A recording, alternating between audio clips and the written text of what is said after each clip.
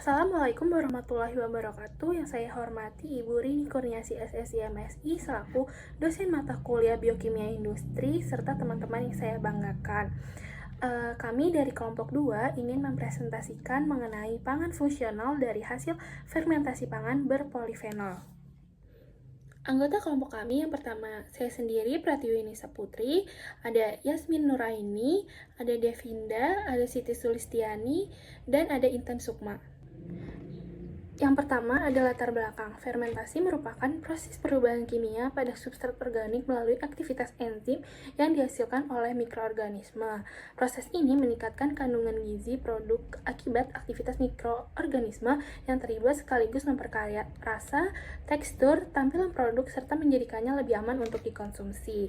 Fermentasi sendiri juga berfungsi sebagai metode penghematan alami yang dapat memperpanjang masa simpan suatu produk. Fermentasi sendiri tidak terlepas dari peran mikroorganisme, probiotik, senyawa bioaktif, dan mikronutrien yang dihasilkan melalui aksi mikroba. Prebiotik sendiri merupakan salah satu organisme yang bermanfaat bagi kesehatan, terutama untuk saluran pencernaan dan sistem imun. Salah satu komponen paling penting dalam fermentasi adalah polifenol yang merupakan kelompok senyawa metabolit sekunder yang banyak ditemukan dalam buah-buahan, sayuran, teh, kopi, dan biji-bijian. Polifenol sendiri dikenal memiliki sifat antioksidan yang kuat serta manfaat kesehatan termasuk efek antiinflamasi, anti kanker, dan kardioprotektif. Secara tradisional, polifenol ini dianggap sebagai senyawa antimikroba yang dapat menghambat pertumbuhan mikroorganisme termasuk bakteri probiotik. Namun, penelitian terbaru menunjukkan bahwa polifenol ini justru dapat berperan sebagai substrat fermentasi yang mendukung pertumbuhan bakteri probiotik tertentu sekaligus menekan mikroba patogen. Dengan meningkatnya minat terhadap makanan fungsional, pemanfaatan polifenol sebagai substrat fermentasi membuka peluang baru dalam pengembangan produk pangan yang lebih sehat dan bernilai tambah. Kombinasi polifenol dan probiotik itu tidak hanya meningkatkan kualitas nutrisi dan sensori makanan fermentasi, tetapi juga berkontribusi dalam inovasi produk pangan yang dapat mendukung kesehatan manusia secara holistik. Baik, selanjutnya saya akan melanjutkan apa yang sudah disampaikan oleh Pratiwi juga tadi. Sebelumnya mohon maaf apabila suara saya cukup terganggu oleh suara dari latar belakang. Nah, saya akan menjelaskan kembali mengenai fermentasi dan juga polifenol, yang mana sebenarnya apa itu fermentasi gitu. Nah, fermentasi sendiri merupakan proses metabolisme mikroorganisme yang mengubah komponen makanan menjadi senyawa yang lebih sederhana melalui aktivitas enzimatik.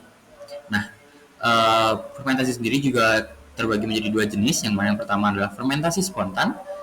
Nah, fermentasi spontan ini akan menggunakan mikroba alami yang ada pada bahan makanan itu sendiri ataupun lingkungan. Contohnya itu seperti kimchi dan juga dahi. Nah, lalu yang kedua adalah fermentasi dengan kultur starter. Fermentasi ini melibatkan inokulasi mikroorganisme spesifik untuk menghasilkan perubahan yang diinginkan secara terkendali. Nah, selanjutnya mengenai peran mikroorganisme dalam fermentasi. Nah, mikroorganisme sendiri seperti bakteri asam laktat atau Lactobacillus spp akan menggunakan karbohidrat sebagai substrat untuk menghasilkan asam organik. Contohnya nanti seperti asam laktat dan juga asam lemak rantai pendek.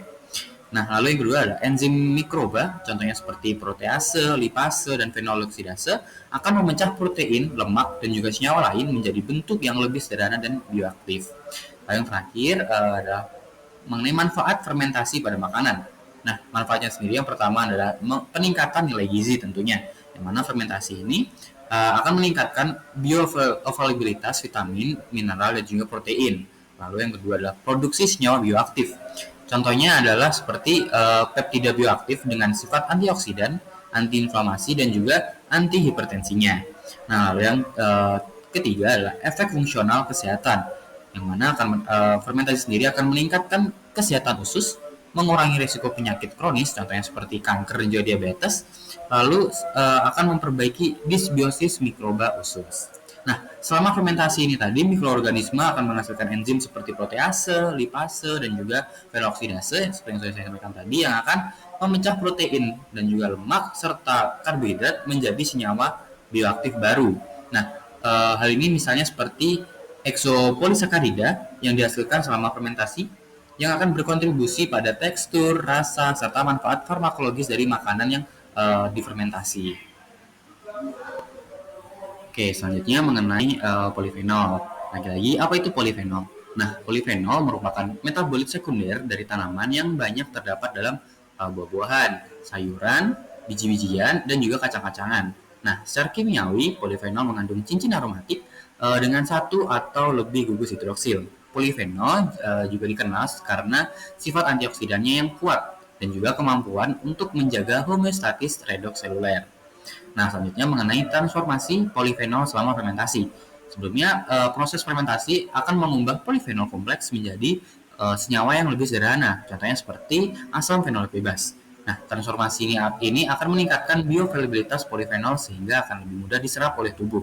Nah, transformasinya eh, yang pertama contohnya seperti polifenol menjadi lebih larut dalam air. Lalu yang kedua, kandungan total senyawa bioaktif akan meningkat.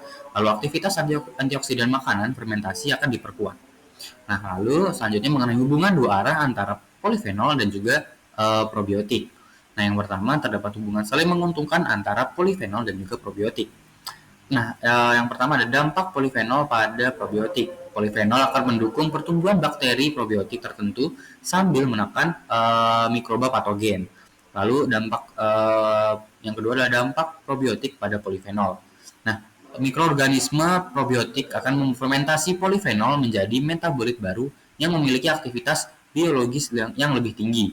Nah, fermentasi pangan kaya polifenol menghasilkan produk pangan fungsional dengan manfaat kesehatan tambahan. Contoh pengaplikasiannya meliputi fortifikasi makanan dengan ekstrak polifenol. Lalu yang kedua adalah fermentasi teh kaya polifenol untuk meningkatkan kapasitas antioksidan produk akhir.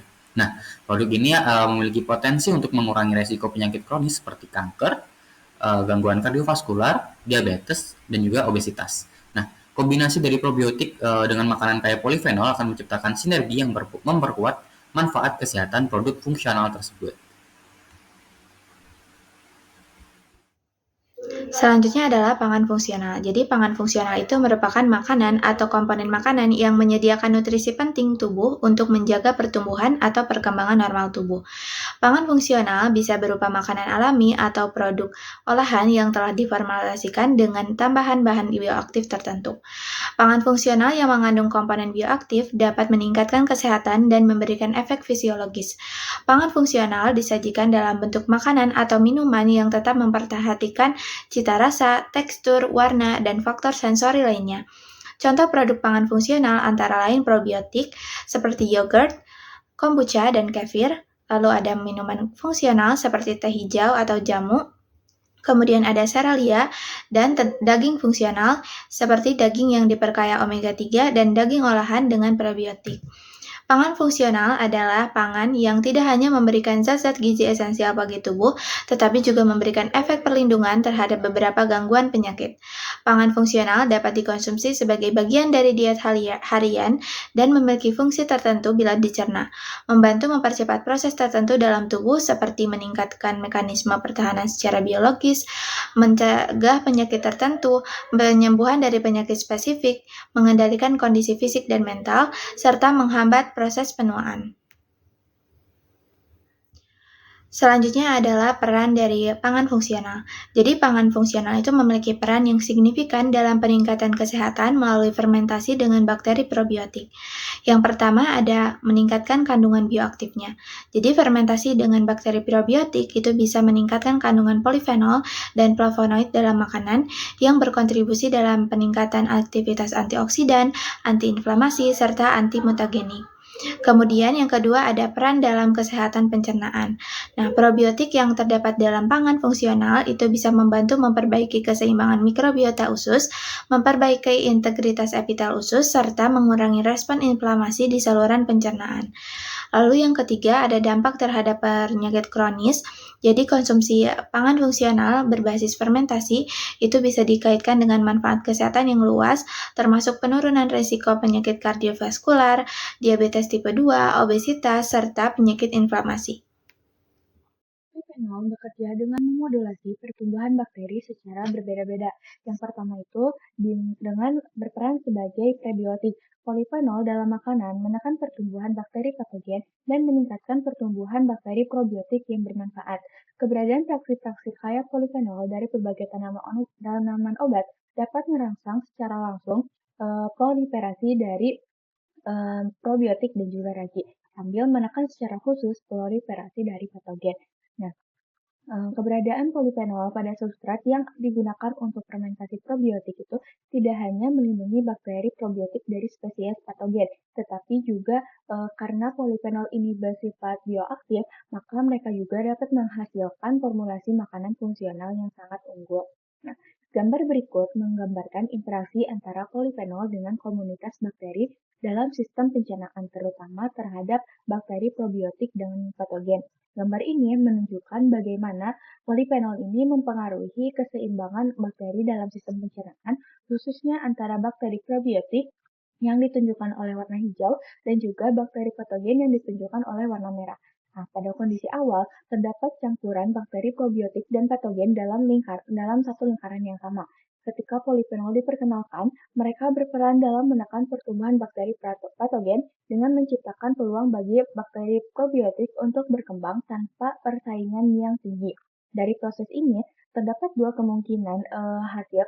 Yang pertama itu, polyphenol menekan bakteri patogen sehingga memberikan ruang bagi bakteri probiotik untuk berkembang secara alami. Dan yang kedua itu selain menghambat bakteri patogen, polyphenol juga secara langsung merangsang pertumbuhan bakteri probiotik, mempercepat kolonisasi mereka.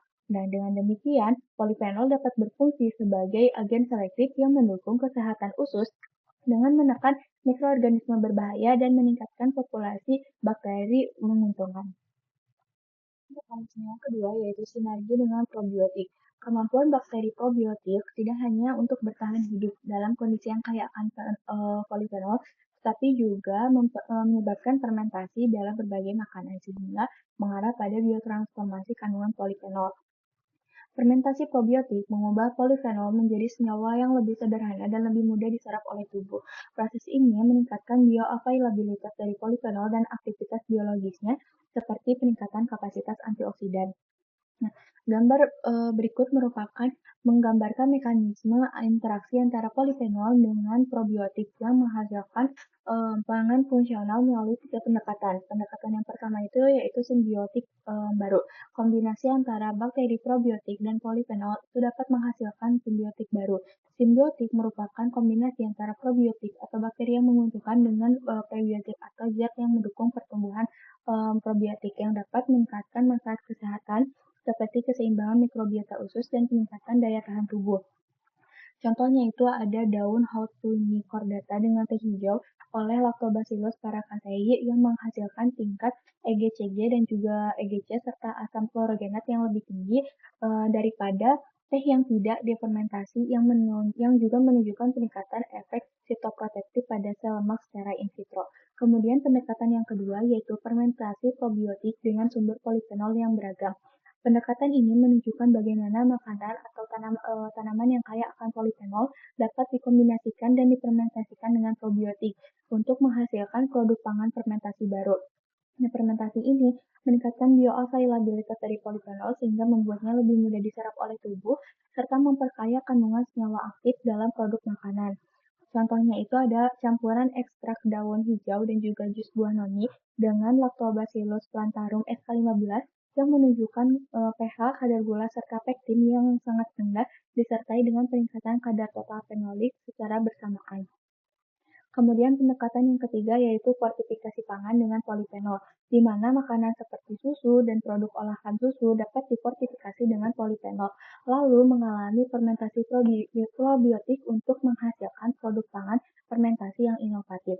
Proses ini meningkatkan kandungan antioksidan dan sifat fungsional pangan, serta memberikan manfaat kesehatan tambahan bagi konsumen.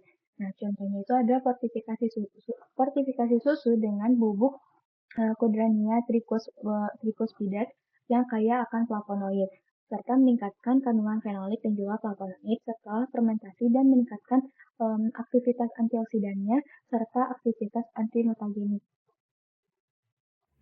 Karakteristik yang menonjol dari hasil fermentasi ini adalah terbentuknya senyawa yang bermanfaat bagi tubuh. Contohnya pada ekstrak teh, jus kiwi, jus apel, susu kedelai, dan capsicum anum. Selain itu, juga terjadi peningkatan kandungan antioksidan pada hasil fermentasi. Dapat dilihat pada contoh yaitu jus sayur, capsicum, jus apel, dan jus kiwi. Kelebihan dari proses ini adalah yang pertama, dapat memodulasi pertumbuhan probiotik. Fermentasi polifenol dapat mendukung pertumbuhan bakteri probiotik yang menguntungkan dalam usus, sekaligus dapat menekan pertumbuhan patogen seperti E. coli dan Staphylococcus aureus. Yang kedua, dapat meningkatkan aktivitas antioksidan. Fermentasi dengan bakteri asam laktat dapat meningkatkan kadar senyawa fenolik dan aktivitas antioksidan dalam berbagai produk makanan seperti teh hijau, sari buah, dan sayuran terfermentasi. Kemudian dapat memproduksi senyawa bioaktif baru. Beberapa penelitian menunjukkan bahwa fermentasi dapat menghasilkan senyawa fenolik baru seperti pirogalol, quercetin, dan kaempferol yang memiliki manfaat kesehatan. Lalu, dapat meningkatkan efek antiinflamasi. Produk terfermentasi seperti teh hitam yang difermentasi dengan LAB dapat mengurangi stres oksidatif dan inflamasi dalam tubuh yang berkontribusi pada perlindungan terhadap berbagai penyakit. Kemudian, proses ini dapat meningkatkan kualitas sensorik dan fungsional makanan. Fermentasi dengan bakteri probiotik dapat meningkatkan cita rasa, aroma, dan stabilitas produk. Sehingga dapat disimpulkan bahwa pangan fungsional dari fermentasi pangan berpolifenol memberikan nutrisi hingga manfaat kesehatan melalui komponen bioaktifnya. Fermentasi dengan probiotik meningkatkan bioavailabilitas polifenol yang berperan dalam menekan bakteri patogen dan mendukung keseimbangan mikrobiota usus, sehingga bahan pangan ini dapat berkontribusi pada peningkatan kesehatan. Berikut daftar pustaka yang digunakan dapat di-scan melalui QR. Terima kasih atas perhatiannya. Wassalamualaikum warahmatullahi wabarakatuh.